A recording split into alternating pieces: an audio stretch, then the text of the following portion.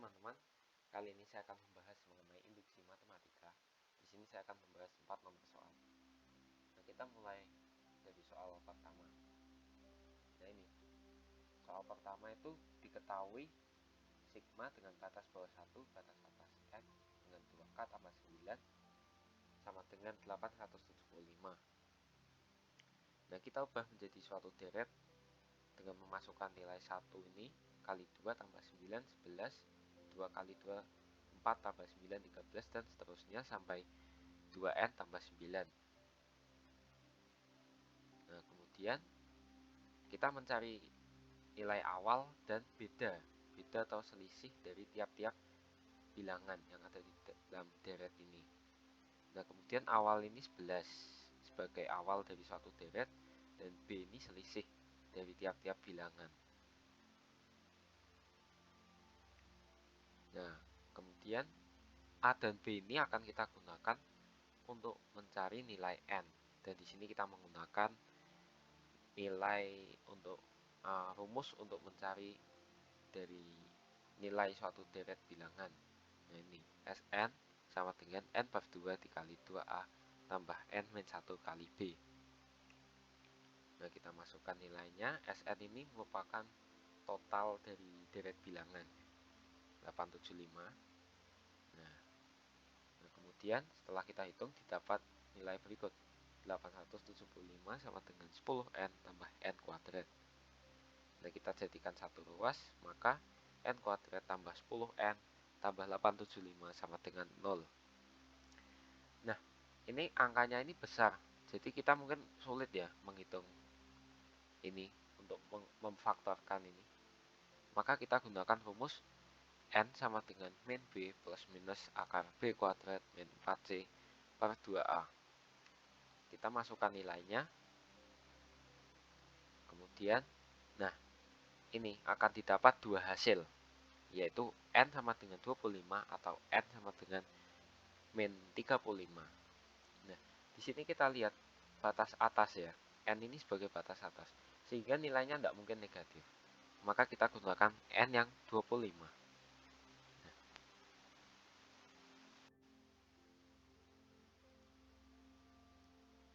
Nah, kali ini saya akan membahas mengenai soal nomor 2. Nah, ini soalnya. 0 kuadrat ditambah 1 kuadrat tambah 2 kuadrat dan seterusnya sampai dengan n min 1 kuadrat. Nah, kemudian langkah pertama itu mengganti n dengan 1, nilai n dengan 1. Nah, kita masukkan sesuai yang di atas ini. Kita masukkan 1 min 1 kuadrat kurang dari 1 pangkat 3 per 2. Kita hitung didapat 0 kurang dari setengah. Benar ya? Oke, benar. Nah, kemudian langkah kedua, kita mengasumsikan bahwa n sama dengan k itu benar. Nah, nilai n yang ada di atas ini kita ganti dengan k. Ini kita asumsikan benar. Lalu yang ketiga, n sama dengan k tambah 1. Nah, ini sudah hasil penjumlahan, dan ini tujuan dari pembuktian kita di langkah ketiga ini. Nah, kemudian ini didapat dari nilai dari n sama dengan k, sama seperti yang di sini. Nah, tujuannya apa? Tujuannya itu kita mencari selisih antara kedua pertidaksamaan ini.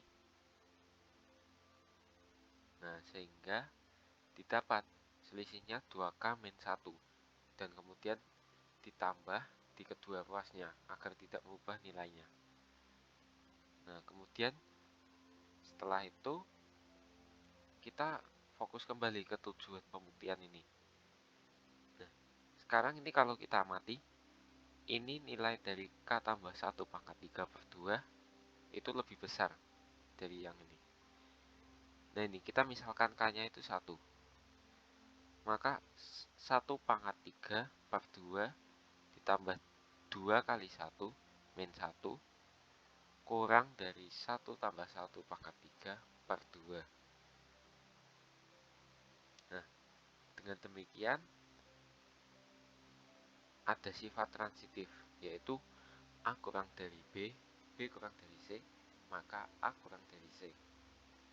Nah, sehingga berlaku K kuadrat kurang dari K tambah 1 pangkat 3 per 2. Nah, ini sudah sesuai ya. Sudah sesuai dengan tujuan pembuktian. Maka dengan demikian terbukti.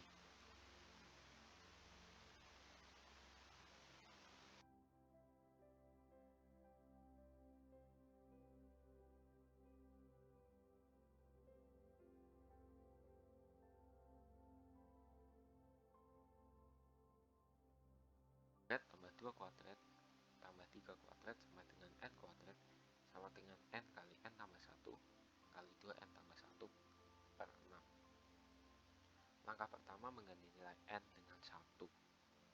Kita masukkan nilainya. Maka didapat 1 kuadrat sama dengan 1 kali 2 kali 3 per 6. Langsung kita hitung, cari nilainya.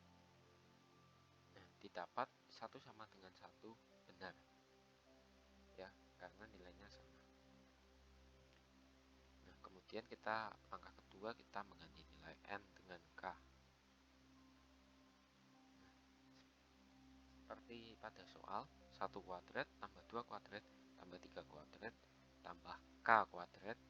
Karena di sini kita mengganti nilai n dengan k. Begitu pula dengan ruas kanan. Kita asumsikan kalau hasilnya tersebut benar. Langkah ketiga mengganti nilai n dengan k tambah 1. Nah, kemudian 1 kuadrat tambah 2 kuadrat sama dengan k kuadrat. Nah, perbedaannya di sini. Kita tambahkan dengan k tambah 1 kuadrat.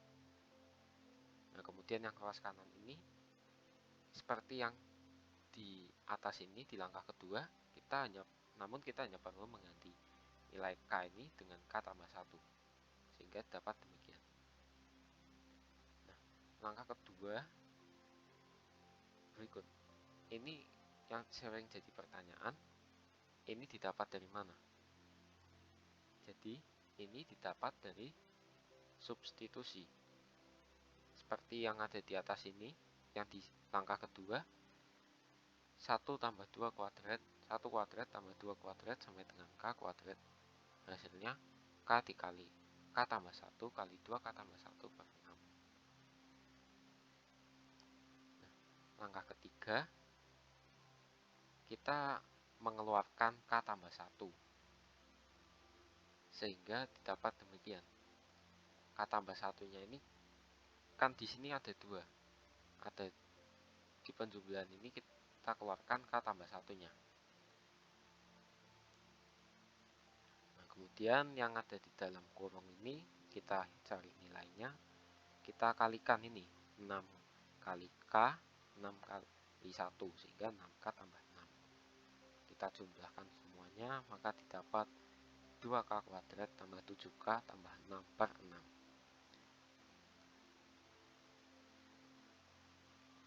Nah, kemudian 2k kuadrat tambah 7k tambah 6 ini kita faktorkan. Kita faktorkan menjadi 2k tambah 3 dikali k tambah 2 per 6. Nah,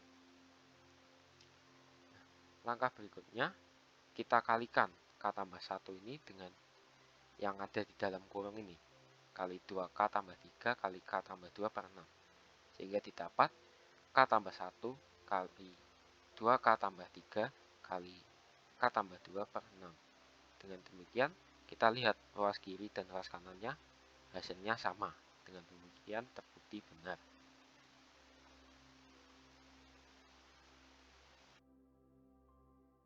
Kali ini kita akan melanjutkan ke soal nomor 4.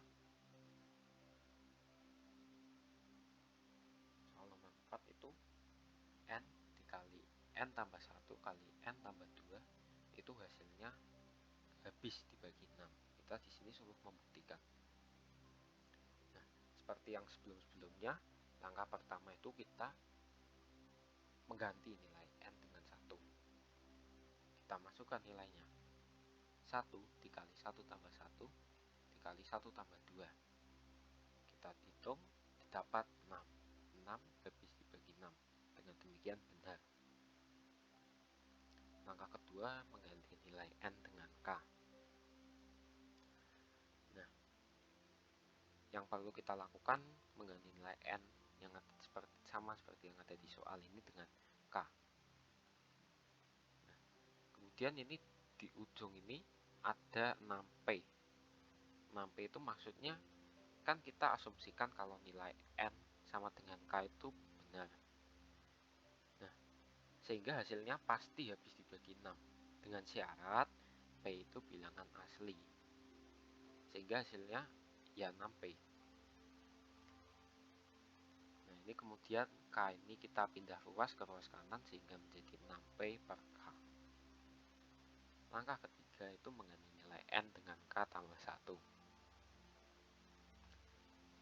Nah, seperti yang di langkah pertama, kita ganti dengan K tambah 1. K tambah 1 kali K tambah 2 kali K tambah 3. Nah, ini 6P per K ini kita dapatkan dari yang ada di langkah kedua ini. Kita gunakan cara substitusi. K tambah 1 kali K tambah 2 yang ada di langkah kedua ini hasilnya 6P per K, sehingga kita ganti dengan 6P per K.